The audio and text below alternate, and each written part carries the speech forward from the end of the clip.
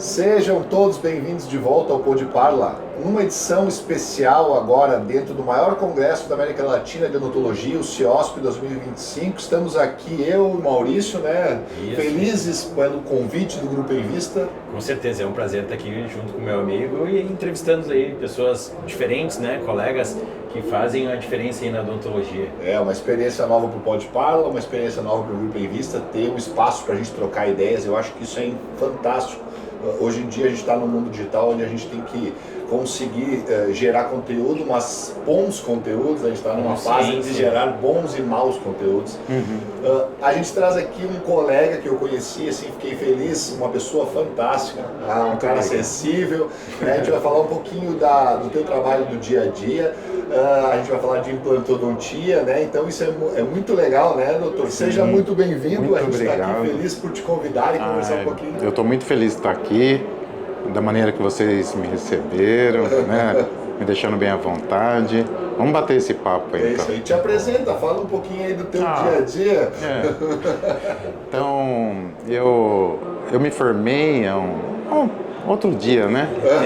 Há uns 30 anos atrás. E eu tive o privilégio de já ter uma equipe de implantodontia do professor Marcolino, né, meu pai, já formada. Naquela época não tinha as coisas que tem hoje.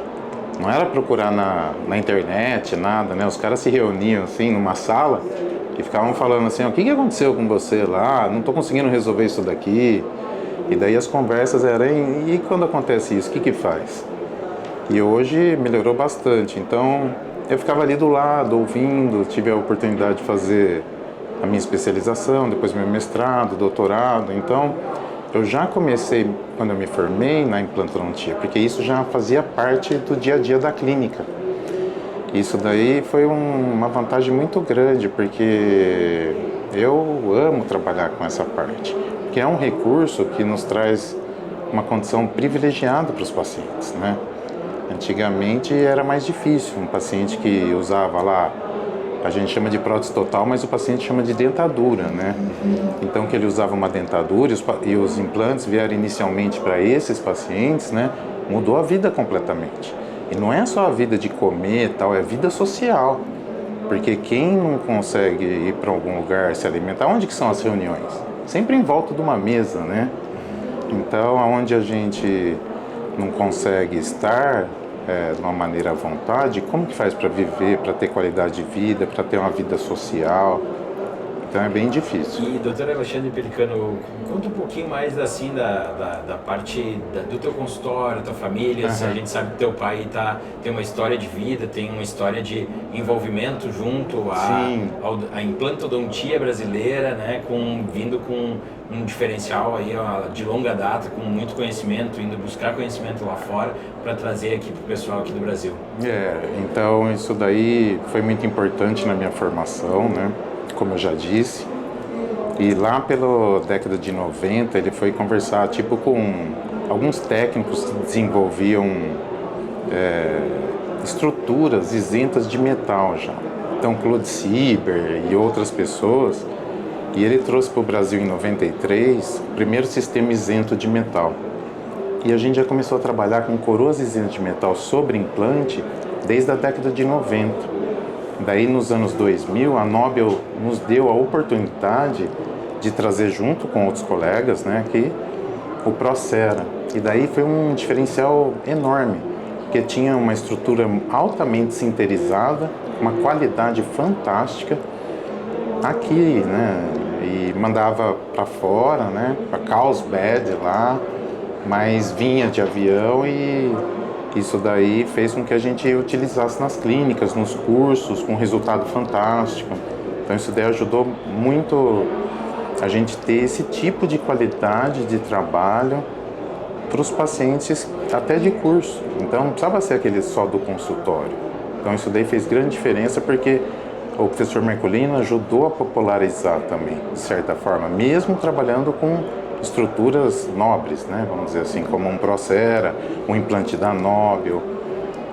Na época não era qualquer um que podia fazer, mas mesmo assim muitas pessoas foram atendidas. A gente está aqui na empresa que o professor fundou. Fundou. Né? Isso é um privilégio. Concebeu, né, a sua ideia em cima de uma empresa, né? Muitos anos atrás, e a gente está aqui trabalhando com os implantes que ele desenvolveu, né? Hoje a gente tem, ainda tem o Instituto Brennemark no Brasil. Eu via o Brennemark, ele entusiasta, né, com o Brasil, porque era um país de muitos desdentados. Morou aqui. Ele morou, uma época ele ficava aqui, uma época ele ficava lá. E é interessante isso porque a gente começa a ver que esse instituto foi montado para reabilitar os pacientes que ele imaginou que fosse interessante o uso da técnica que ele desenvolveu na época de implantodontia. Tanto que lá no Instituto mesmo ele tem aquela placa, né? A Simple Joy Little Apple, né? É simplesmente poder morder uma maçã.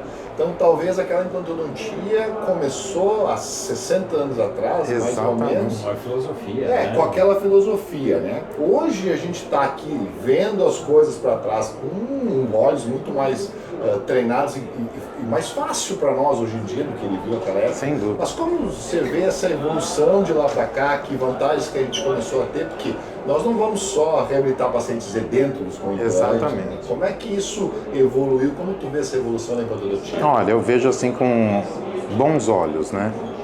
Até porque nós começamos os maiores problemas tratando os pacientes edêntulos parciais. Daí começaram os nossos maiores problemas até, né?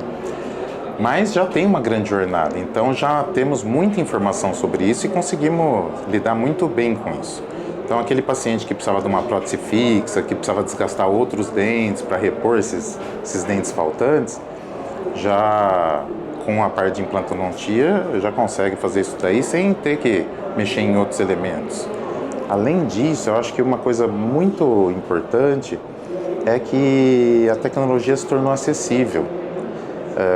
Antigamente, os implantes internacionais, né, eles tinham uma dificuldade maior para uma pessoa, vamos dizer assim, comum, uma pessoa da sociedade aí.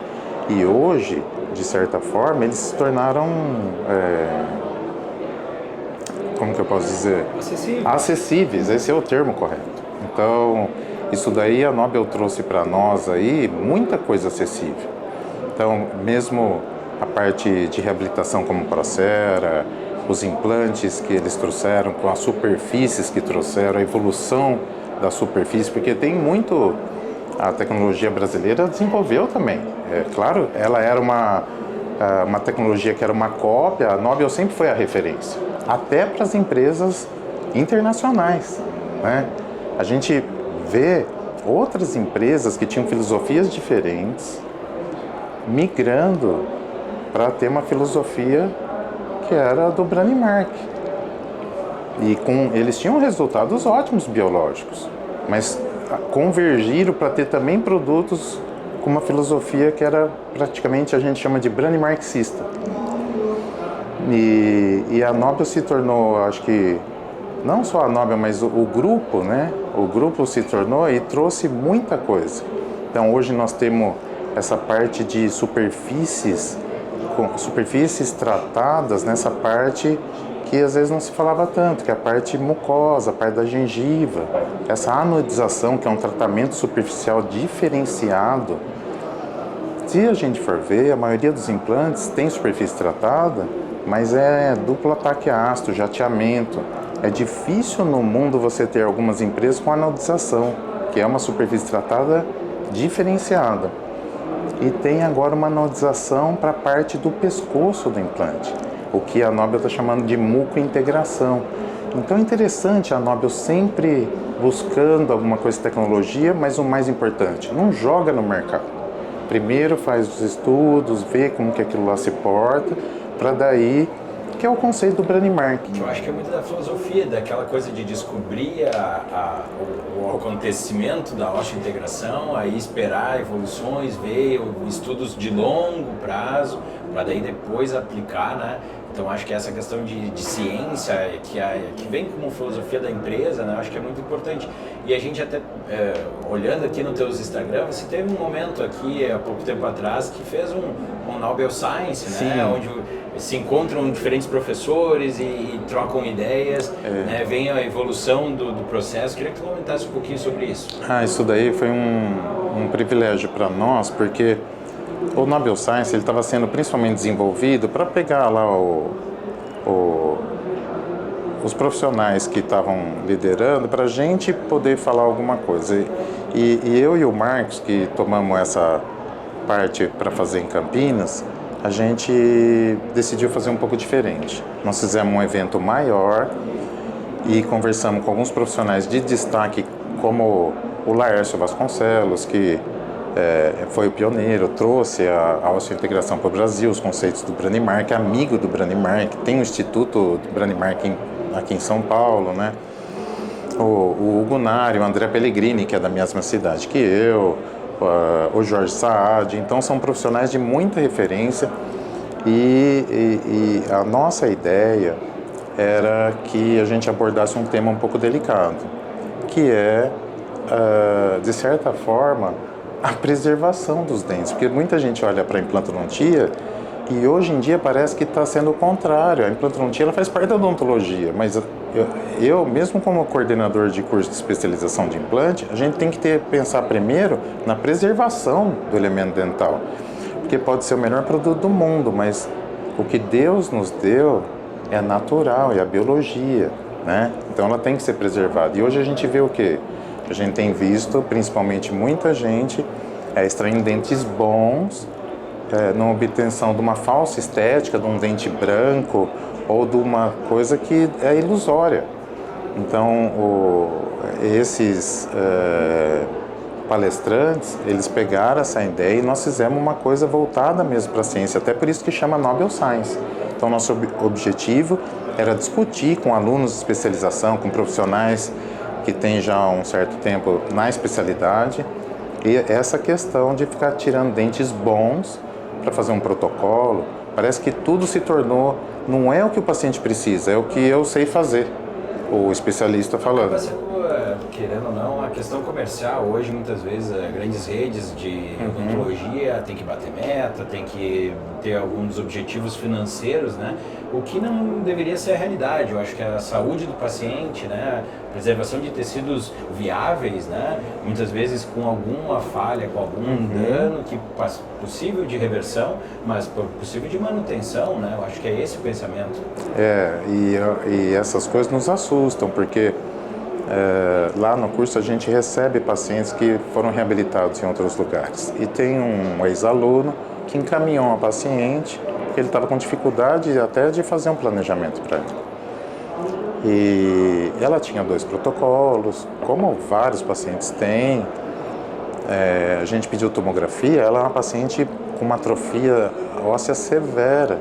Só que, para minha surpresa, quando em uma das sessões ela trouxe aquela radiografia inicial, ela tinha a maior parte dos dentes, só que ela já tinha um perfil esquelético fino, e quando o profissional que tratou dela, para ela ter o dente branco que ela imaginava que ia ser o sonho da vida dela, que ela ia realizar o sonho da vida dela, ele extraiu os dentes dela, teve muita dificuldade de colocar os implantes depois de alguns meses, porque teve uma reabsorção severa, e foi uma catástrofe. Então a gente tem visto que ao invés da gente utilizar a odontologia ou a especialidade, a implantodontia ou a orto, como já aconteceu com a orto e outras especialidades, de usar para esse benefício, às vezes alguns colegas, como todas as áreas têm, às vezes não estão entendendo bem para que a gente pode utilizar aqueles trabalhos. Não é tudo, vamos tirar o que tem, vamos cortar o que tem de osso e fazer protocolos, porque é difícil de higienizar uma prótese, é como se fosse uma dentadura parafusada. Então é diferente do que um paciente que tem às vezes alguma coisa pontual. Mas essa paciente é porque ela queria ter dente branco, o dente dela era escuro. Então é chocante. Então a gente que está ali com muitos cursos, a gente tem visto isso numa quantidade que é assustadora.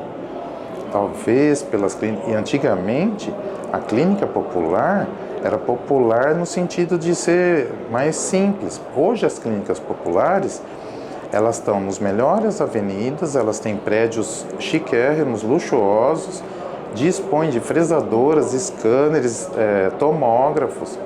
Então o paciente, ele vê toda aquela tecnologia, ele fica impressionado, ele acredita que ele vai receber um tratamento também. E algumas realmente fazem. Eu acredito que faz, é possível fazer, né? Só que a gente tem visto aí que o negócio cresceu de tal forma, não sei se fica trocando muita gente, a pessoa não passa pelo mesmo profissional, não sei o que acontece. É uma maneira também de vender um... Então eu tem uma imagino questão... que nós estamos num contrassenso aí, né? A gente está numa época onde a tecnologia nos faz a gente ter procedimentos gengivais ao redor do implante, acréscimos pequenos para poder melhorar pequenos problemas estéticos, e a gente está extraindo todos os dentes e colocando implantes. Eu vi numa época crescer, por exemplo, né? Hoje se cresce muito a volta dos zigomáticos, por exemplo, no meu dia a dia. Eu vi até uma postagem do professor Hugo, até comentei, do professor Hugo Nari, falando disso. E ele passou por essa outra época onde se fez implantes, que não era o que é hoje em dia extrair dentes e colocar zigomático, né? Era só a colocação dos zigomáticos.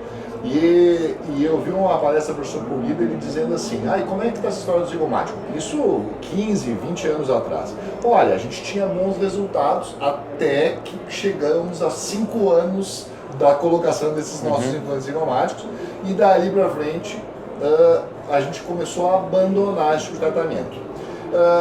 O mundo gira, dá voltas, e ele volta para a mesma situação onde a gente quer arrumar a mesma solução que não deu certo há 20 anos atrás, e a gente volta com uma roupagem um pouco diferente, mas é a mesma coisa que se fazia naquela época.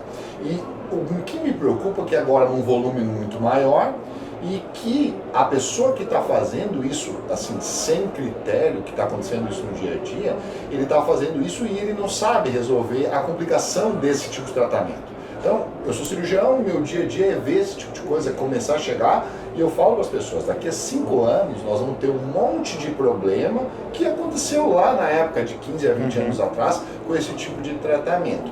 Eu não sou contra nenhum tipo de tratamento técnico para nenhuma área da odontologia. A gente tem que conseguir fazer aquilo ser certo para aquele caso. Não é que a gente fala que para quem tem martelo tudo é prego, né? Não é assim? É isso que está acontecendo muitas vezes. É isso. Então eu não sei se esse é o pensamento, doutor. Eu penso assim, eu imagino assim, né? Que a gente precisa voltar um pouco e reavaliar o que a gente está fazendo, né? Eu achei muito importante você falar sobre isso daí, porque eu tive a oportunidade de começar a fazer o zigomático e realmente parece que você estava me descrevendo ali. A gente, né, fazia em hospital, né? Hoje em dia o pessoal está fazendo até em ambiente ambulatorial, né? Mas a gente tem que também dar o valor que a técnica ela evoluiu muito. Eu acho que realmente melhorou muito. A gente hoje tem um prognóstico muito melhor.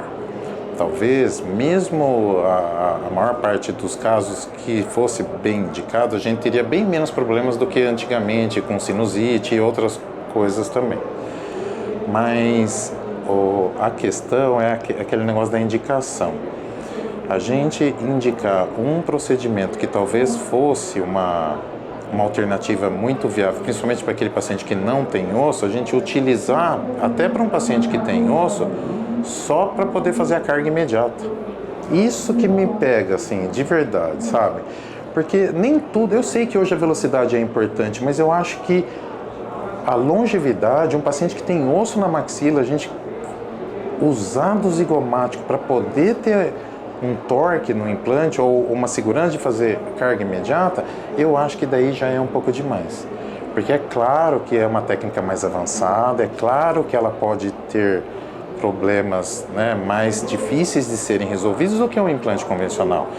Eu entendo que, quando perde um implante zigomático, você também pode fazer outro, eu sei, mas se a gente pega um paciente que às vezes precisa de um quadrizigoma, né, são 2 zigomáticos de cada lado, se ele perde esse trabalho, ele vai fazer o quê, né?